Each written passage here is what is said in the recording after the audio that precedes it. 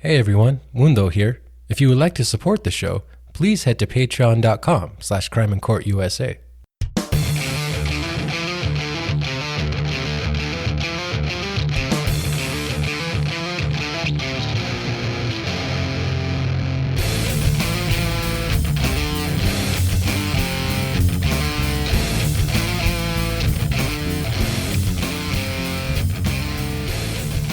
Yo! What's up, everyone, and welcome to episode 26 of Crime in Court USA. I'm recording this on November 3rd, 2021. I'm your host, Mundo Carrillo. I hope you guys are doing well. I hope you guys had a fun and safe Halloween. I like Halloween. I kind of get into the whole spooky month kind of thing. I don't dress up. I can't remember the last time I dressed up, probably sometime in college or whatever. It takes too much effort. You know what I mean? You got to plan it a month in advance.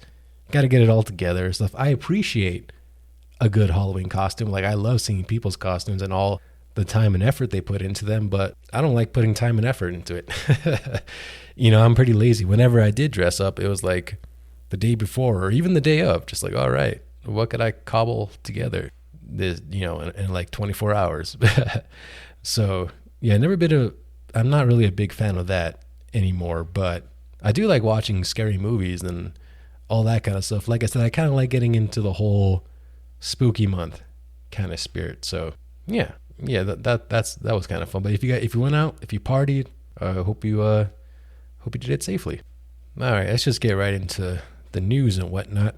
So there's still no update on the Alec Baldwin shooting here in New Mexico, although the Santa Fe County Sheriff's Office is still investigating. So just to recap that, according to reports on October 21st, Armorer, who is the person who handles the guns and explosives and all that kind of good stuff on set, Armorer Hannah Gutierrez-Reed left some prop guns on a cart there on the set, and then a gun was taken off the cart by Assistant Director Dave Halls and handed the gun to Alec Baldwin, saying cold gun, which means the gun doesn't have any live rounds and it's safe basically. Baldwin then unknowingly fired a live round at the camera, killing cinematographer Helena Hutchins and injuring director Joel Souza. Gutierrez-Reed's attorney went on the Today Show Wednesday morning, the day I'm recording this podcast, to defend her, obviously. Jason Bowles, who is an attorney I've worked with while I was covering crime in Santa Fe and Albuquerque, said she grabbed rounds from a box labeled dummy, so in other words, dummy rounds, which aren't real rounds at all, and says that someone must have put live rounds in that box. He said, quote, and I didn't actually watch the Today Show, so I'm getting this from the Santa Fe New Mexican, shout out. He said, quote, the person who put the live round in the box of dummy rounds had to have the purpose of sabotaging the set. There is no other reason you would do that, end quote. So Mr. Bowles here is alleging sabotage, saying that someone purposely put a live round in that box. If that is true, that is obviously crazy. That's some psycho stuff that you wanted someone to get hurt. If that's true, we'll see if that's true. There didn't seem to be evidence that someone had intentionally put it there, so we'll see what the sheriff's office has to say about that. Also, Assistant Director Dave Hall's attorney, Lisa Turacco, who's also a local attorney that I've covered before and I've spoken to before. She's a character. I like her a lot. I like watching her in court. She went on Fox News on Monday to defend her client as well. She said Halls was not the last person to handle the gun before Baldwin had it, although the sheriff's office investigation seems to indicate otherwise. So we'll see how that works out as well. But again, no criminal charges have been filed, and both the Santa Fe County Sheriff's Office and the Santa Fe District Attorney's Office have not ruled out criminal charges. So they're still looking at things, and I'm sure they will make an announcement if charges are filed or charges are not filed.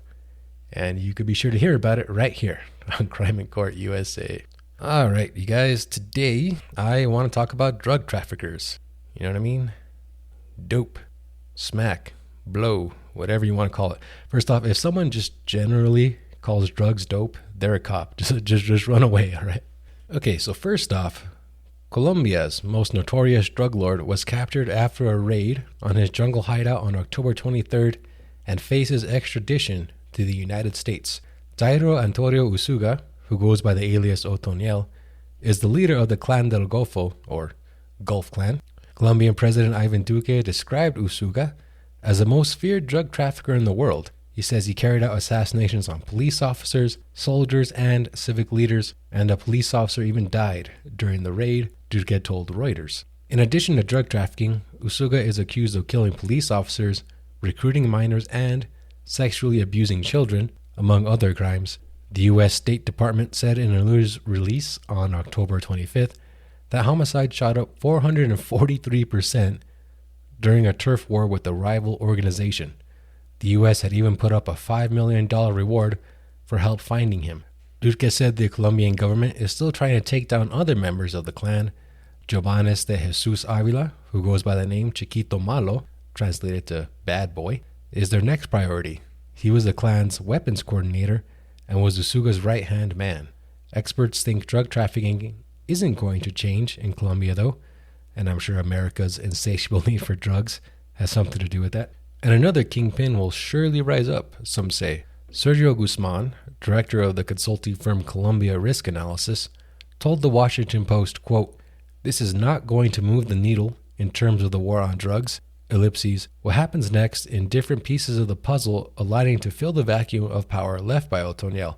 Soon we'll have another kingpin and another drug lord who may be much worse." End quote.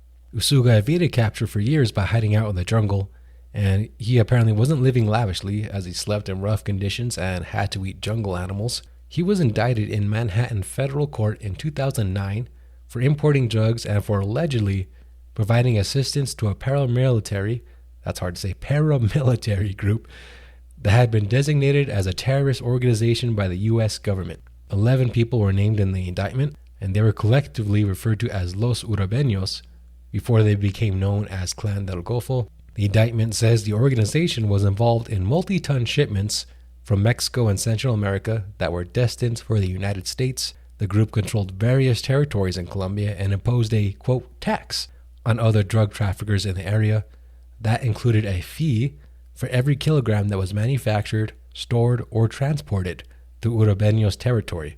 The organization employed sicarios, or hitmen, who carried out acts of violence, including murders, kidnappings, assaults, and assassinations. The indictment says murders and assassinations. I'm not sure what the difference is, but anyhow. The Urabeños carried out these violent acts to collect drug debts, maintain discipline, control and expand drug territory, and promote and enhance prestige, reputation, and position of the organization.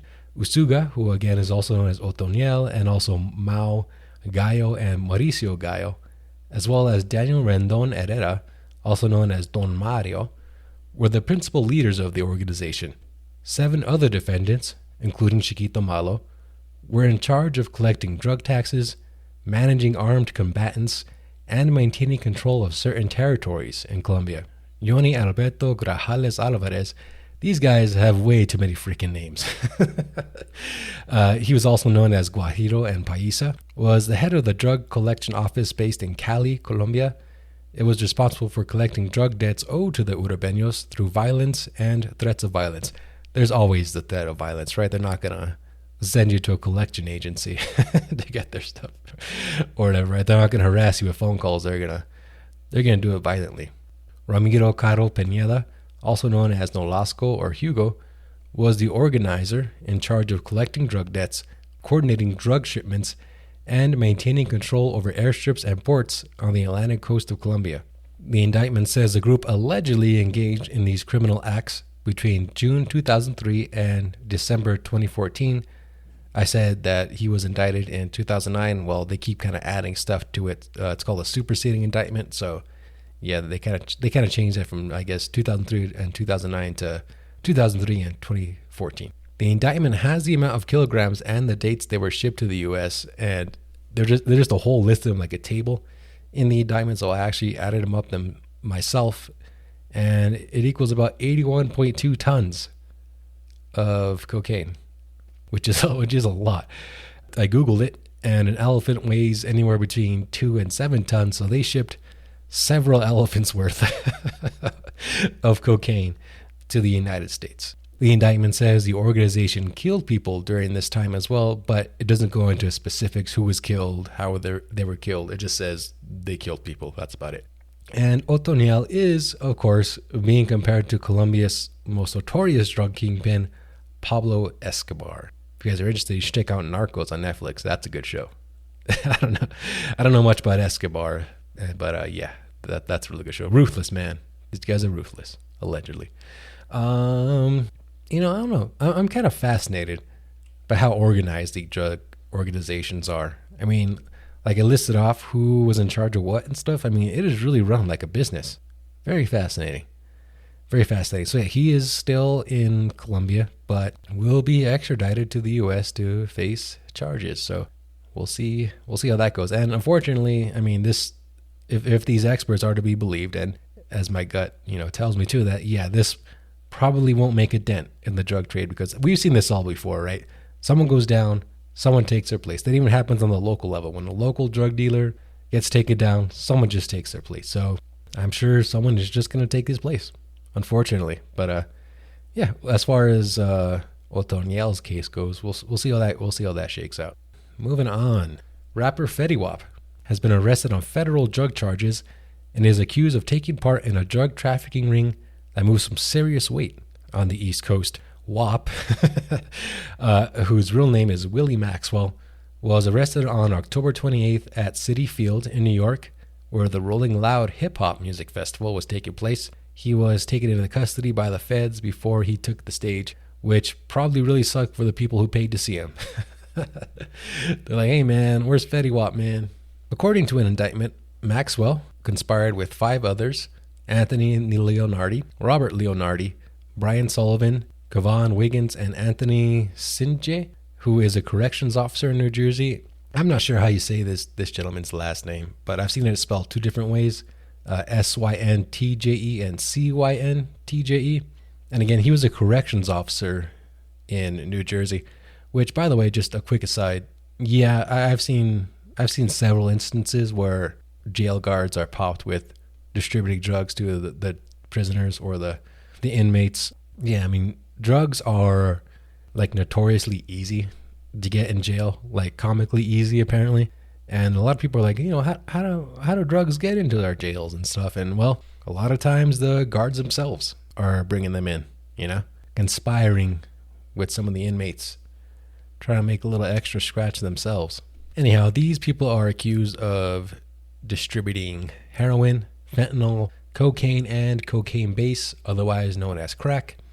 A press release issued by the Department of Justice says the group conspired to distribute more than 100 kilograms of drugs on Long Island and New Jersey. They allegedly got the drugs on the West Coast and used U.S. Postal Service trucks with hidden compartments to transport the drugs to the East Coast. I believe that the Postal Service drivers were involved as well, but I haven't seen anything about any of them being charged or anything like that. The indictment also says that Maxwell was, quote, a kilogram level redistributor. So yeah, he was moving kilos, man. He was moving some weight. Fetty Wap's debut single Trap Queen reached number 2 on the US Billboard Hot 100 in May 2015. Right now, the song has over 887 million streams on Spotify, so pretty popular. Oops, sorry, just hit the mouse. Yeah, not really my cup of tea, but hey, if you're into it, knock yourself out. But right now, Fetty Wap facing some serious charges, man. Some serious charges. You would think he'd still have money from being on the number 2 on the Hot 100. I mean, he sold a lot of records, got a lot of downloads. Who knows why he's still moving drugs, man? Crazy stuff. All that stuff might come out, though, in the future. All right, guys, that is about all for this week. But before I go, I do have to say that the New Mexico journalism community lost an absolute legend in Todd Bailey. He was just one of the nicest guys you'll ever meet. He was only 49 years old and had been battling cancer for some time. He was the editor of the Hobbs News Sun in Hobbs, New Mexico, which is a small town in the southeast part of the state. But he had worked in Santa Fe and in Albuquerque too. And I knew him from when I was in Albuquerque. I was still in college, and he was around covering sports when I was working for the college paper at the University of New Mexico. And yeah, just again, was one of the nicest dudes you'll ever meet. Just one of those life of the party kind of guys, man. And just really sad, man. So Todd, rest in peace, man. Until I see you again. All right, guys, you know the drill. Share the podcast with your friends, share it with your enemies. Help me grow the audience. Also, check out the Patreon page, patreon.com/crimeandcourtusa. Throw me a few bucks a month if you can. But if not, you know I appreciate you guys just listening. All right, guys, my name's Mundo, and I'm out. Peace.